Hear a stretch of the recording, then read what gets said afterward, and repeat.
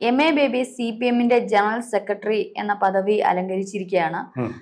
നമ്മുടെ EMS നമ്പൂതിരിപ്പാടിന് ശേഷം കേരള ഘടകത്തിൽ നിന്ന് രണ്ടാമത്തെ വ്യക്തിയാണ്, രണ്ടാമത്തെ മലയാളിയാണ് ഈ ഒരു പദവിയിലേക്ക് എത്തുന്നത്. ഇതിന്റെ വിശദാംശങ്ങൾ എന്തൊക്കെയാണ്? ഈ ഒരു MA ബേബി ഈ ഒരു പദവിയിൽ എത്തുമ്പോൾ നമ്മുടെ കേരളത്തിൽ എന്തൊക്കെ നമുക്ക് നേട്ടങ്ങൾ ഉണ്ടാവും? ഈ ഒരു CPM പാർട്ടി ഇപ്പോൾ നമ്മുടെ സംസ്ഥാനം ഭരിക്കുകയാണ്. എന്തൊക്കെ നേടാൻ പറ്റും? മറ്റെന്തെങ്കിലും നേട്ടങ്ങൾ കാണുമോ? MA ബേബി നമ്മെ നയിക്കും.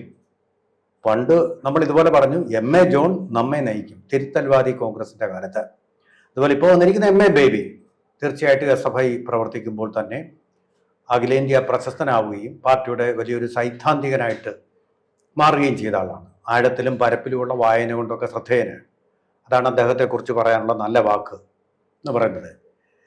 ക്യാപ്റ്റനായിട്ട് അദ്ദേഹം വരിക. പക്ഷേ ഏത് ക്യാപ്റ്റൻ വന്നു കഴിഞ്ഞാലും ഇപ്പോൾ വളരെ പ്രക്ഷുബ്ധമായിട്ടുള്ള ഒരു സമുദ്രത്തിൽ കൂടി പോകുന്ന ഒരു കപ്പലിനെ നയിക്കുക, അതും തകർന്ന അകത്തേക്ക് വെള്ളം കയറിക്കൊണ്ടിരിക്കുന്ന ഒരു കപ്പലിനെ നയിക്കുക എന്ന് പറയുന്നത് അത്ര എളുപ്പമുള്ള കാര്യമൊന്നും ആയിരിക്കില്ല. കാരണം പ്രക്ഷുബ്ധമായ സമുദ്രത്തിൽ കൂടി തിരകളാൽ അലതല്ലി തകർന്നുപോയ ഒരു കപ്പലിനുള്ളിലേക്ക് കടലിലെ തിരമാലകൾ അടിച്ചാഞ്ഞ് കയറിക്കൊണ്ടിരിക്കുന്ന ഒരു കാലമാണ്.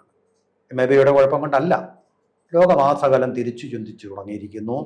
ചൈന പോലും, സോവിയറ്റ് യൂണിയൻ പോലും, റഷ്യ പോലും അതുപോലുള്ള രാജ്യങ്ങളെല്ലാം ഉപേക്ഷിച്ച കാലഹരണപ്പെട്ട ഒരു പ്രസ്ഥാനം ഇന്ന് ഉള്ളത് ലാവോസിലും ക്യൂബയിലും നോർത്ത് കൊറിയയിലും മാത്രമാണ്. അത്തരം ഒരു ജിയോ പൊളിറ്റിക്കൽ സിറ്റുവേഷനിൽ കേരളത്തിലെ ഒരു സംസ്ഥാനം മാത്രം ഭരിക്കുന്ന പാർട്ടി എന്നുള്ള സ്റ്റേറ്റസ് ഉള്ള വേറൊരു MP-യിൽ കൂടുതൽ വേണമെങ്കിൽ DMK പോലുള്ളൊരു പാർട്ടിയുടെ പ്രാദേശിക പാർട്ടിയുടെ പിന്തുണ വേണമെന്ന നിലയുള്ള ഒരു കക്ഷിക്ക് അതിൻ്റെ ക്യാപ്റ്റൻ എന്താ ചെയ്യാൻ കഴിയുക? വലുതായിട്ടൊന്നും ചെയ്യാൻ കഴിയില്ല. അപ്പം എന്നെ കേരളത്തിന് സന്തോഷിക്കാം. EMS നമ്പൂതിരിപ്പാടിന് ശേഷം നമുക്ക് തൊഴിലാളി വർഗത്തിൻ്റെ ദത്തുപുത്രൻ എന്ന വിശേഷണത്തിന് അർഹനായിരുന്ന EMS നമ്പൂതിരിപ്പാടിൻ്റെ കാലശേഷം കേരളത്തിൽ നിന്നുള്ള ഉന്നത ശീർഷനായിട്ടുള്ള ഒരു വ്യക്തി ആ സ്ഥാനത്തേക്ക് എത്തുന്നു എന്നുള്ളത് സന്തോഷമാണ്. ഇദ്ദേഹത്തെക്കുറിച്ച് പറയുമ്പോൾ അദ്ദേഹത്തിൻ്റെ ഭരണ പാടവത്തെക്കുറിച്ച് നമുക്കൊരു ബാക്ക്ഗ്രൗണ്ടിലേക്ക് പോകേണ്ടി വരും. MA ബേബിയെ വളരെ പ്രതീക്ഷയോടുകൂടിയാണ് 2006 കാലഘട്ടത്തിൽ കേരളത്തിലെ വിദ്യാഭ്യാസ മന്ത്രിയുടെ പദവിയിൽ കൊണ്ടുവന്നത്. തീർച്ചയായിട്ടും അദ്ദേഹം വിപ്ലവകരമായിട്ടുള്ള മാറ്റങ്ങൾ വരുത്താൻ വേണ്ടി ശ്രദ്ധിച്ചു. നമുക്ക് നേരത്തെ അറിയാം, ഒരു രണ്ടാം മുണ്ടശ്ശേരി എന്നാണല്ലോ ഇദ്ദേഹം അറിയപ്പെടുന്നത്. ഒന്നാം മുണ്ടശ്ശേരിയുടെ കാലത്ത് എന്ത് ചെയ്തു? അധ്യാപകരുടെ ആ വളരെ ദയനീയമായിട്ടുള്ള അവസ്ഥ കണ്ടിട്ട് അദ്ദേഹം വിദ്യാഭ്യാസ ബിൽ അവതരിപ്പിച്ചു. അതിൻ്റെ ഒരു ഇമ്പാക്റ്റ് എന്തായിരുന്നു? എയ്ഡഡ് സ്കൂളുകളിലെ ശമ്പളം ഗവൺമെന്റ് തന്നെ കൊടുക്കുന്നു, ഗവൺമെന്റിന് സമാനമായിട്ട്. പക്ഷെ അപ്പോഴും ഇപ്പോഴും അവിടെ കോഴ വാങ്ങിക്കുന്നതും അധ്യാപക നിയമനത്തിന് കോഴ വാങ്ങിക്കുന്നതും വിദ്യാർത്ഥികളിൽ നിന്ന് ഫീസ് വാങ്ങിക്കുന്നതും എല്ലാം ആ സ്വകാര്യ മാനേജ്മെന്റ് അവരുടെ ധനാഗമ മാർഗമായിട്ട് അത് പരിണമിച്ചു. അപ്പൊ അതൊരു വലിയ പരാജയമായിരുന്നു എന്നുള്ള കാര്യത്തിൽ ഒരു സംശയമില്ല. ഗവൺമെന്റിന് നഷ്ടം.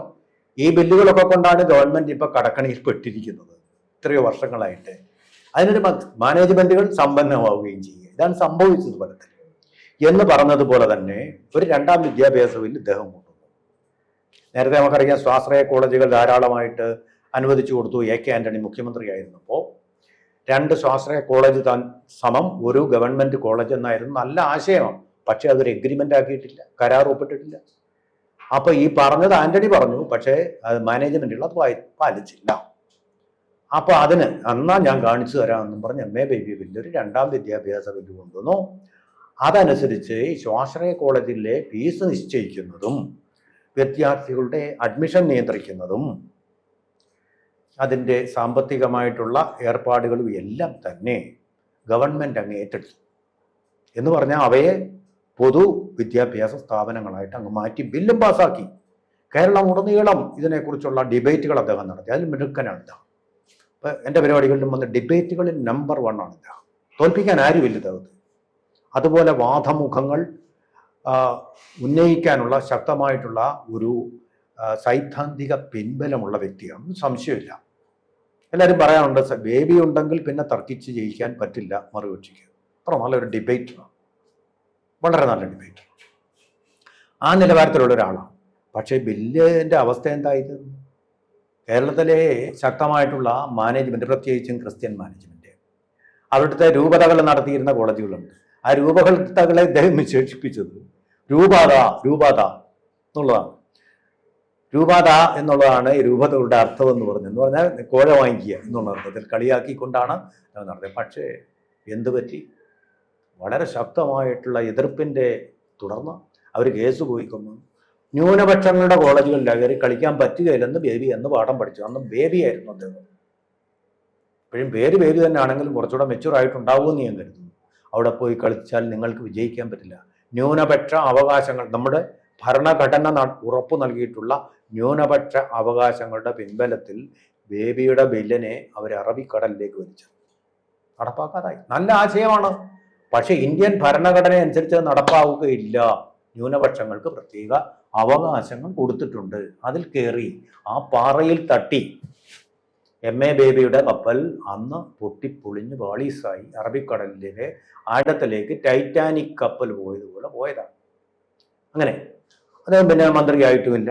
അദ്ദേഹം ഇപ്പോൾ വരുന്നത് പുതിയ ഒരു ജന്മവുമായിട്ടാണ്, അതായത് ഒരു ദൗത്യവുമായിട്ടാണ്. പാർട്ടിയുടെ ദേശീയ ജനറൽ സെക്രട്ടറി എന്ന് പറയുന്നത്. വലുതായിട്ടൊന്നും ചെയ്യാനില്ല. ബംഗാളിലില്ല, ത്രിപുരയിലില്ല, കേരളത്തിൽ മാത്രമേ ഉള്ളൂ. പിന്നെ എസ്റ്റാബ്ലിഷ് ചെയ്യാനില്ല.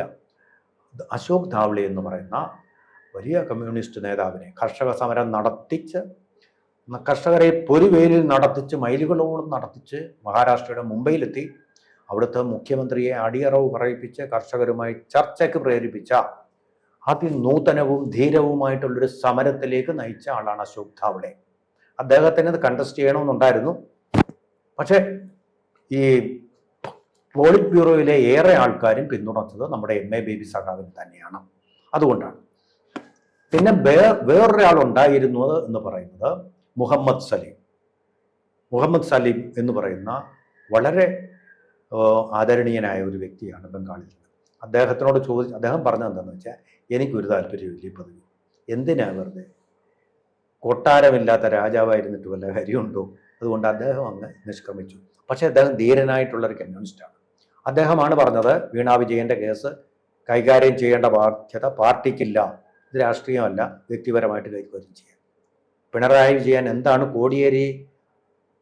കോടിയേരി ബാലകൃഷ്ണന്റെ മകനെ കുറിച്ച് പറഞ്ഞത് അത് തന്നെയാണ് അദ്ദേഹം പറഞ്ഞത്. ധൈര്യം. പിണറായി വിജയനെ വണങ്ങാത്തവരാണ് കമ്മ്യൂണിസ്റ്റുകാരാണ് അദ്ദേഹം. അതുപോലെ ഈ എം.എ. ബേബിയും ഈ പിണറായി വിജയന്റെ ഗുഡ് ബുക്കിലുള്ള ആളൊന്നുമല്ല. ഇടക്കാലത്ത് അദ്ദേഹം വി.എസ്. അച്യുതാനന്ദനെ മറ്റു പാർട്ടി അംഗങ്ങൾ എതിർത്തതുപോലെ എതിർത്തിട്ടുള്ള ആളല്ല എം.എ. ബേബി. അപ്പൊ കുറച്ച് അദ്ദേഹത്തിന് ഇപ്പോഴും ഈ അച്യുതാനന്ദനോടുണ്ട്, വി.എസ്. അച്യുതാനന്ദൻ. ആ ശൈലിയിൽ തന്നെയാണ് അദ്ദേഹം വിദ്യാഭ്യാസ ബില്ല് കൊണ്ടുവന്നു, പൊളിഞ്ഞു പോയെങ്കിലും. അപ്പൊ ആ ചിന്താഗതിയുള്ള ആളാണ്. അതുകൊണ്ട് അദ്ദേഹത്തിന്റെ ഗുഡ് ബുക്കിൽപ്പെട്ട ആളുമല്ല എന്നുള്ള രണ്ട് സാഹചര്യങ്ങളാണ് നമ്മുടെ മുന്നിൽ ഇപ്പോൾ മൂർത്തമായി വരാൻ പോകുന്നു. ഈ ഒരു സാഹചര്യത്തെ എങ്ങനെ പിണറായി വിജയൻ നേരിടുന്നുള്ളതും വളരെ അധികം ചിന്തനീയമാണ്. കാരണം ഒരേ ഒരു സംസ്ഥാന ഗവൺമെന്റിന്റെ ക്യാപ്റ്റനാണ് പിണറായി വിജയൻ. അപ്പൊ ഇവിടെ പല ചോദ്യങ്ങളും അടുത്ത മുഖ്യമന്ത്രി പിണറായി ആവും. ഇനി CPM ഇവിടെ തന്നെ ജയിക്കാൻ സാധ്യതയുണ്ടോ? ഇങ്ങനെ ഒരുപാട് ചോദ്യങ്ങൾ ഉള്ള ഉത്തരം പറയുന്നത് എം.എ. ബേബിയുടെ സാർത്ഥകമായിട്ടുള്ള നേതൃത്വമായിരിക്കും. എങ്ങനെ നേതൃത്വം മുന്നോട്ട് പോകും, അവരുടെ തന്ത്രങ്ങൾ, രാഷ്ട്രീയ അടവ് നയങ്ങൾ, ഇതിനെയൊക്കെ ആസ്പദമാക്കിയായിരിക്കും. വേറെങ്ങും പ്രതീക്ഷയില്ലനി കേരളത്തിലെ CPM പ്രതീക്ഷയും അവരുടെ അണികളുടെ വീര്യം.